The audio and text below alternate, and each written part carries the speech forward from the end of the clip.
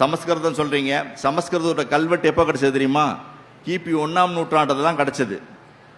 ஹத்திபாடாங்கிற இடத்துல தான் முதலில் சமஸ்கிருத கல்வெட்டு கிடைத்தது. ஆனால் நம்முடைய தமிழி என்று சொல்லப்படுகின்ற கல்வெட்டு பார்த்தீங்கன்னா தமிழ்நாட்டில் கிட்டத்தட்ட கிமு 600 கல்வெட்டுகள் கிடைக்கின்றன.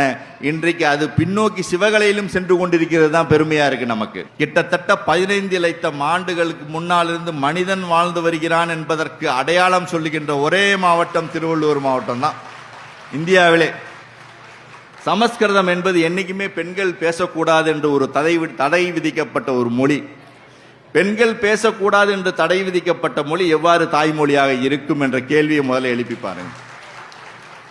ஆனால் கடவுள்கிட்ட பேசுவதற்காக உருவாக்கப்பட்ட மொழி இன்று உலகத்திலே முதன்மையான மொழி, இந்தியாவிலே முதன்மையான மொழி என்று சொல்லிக் கொண்டிருக்கிறார்கள்.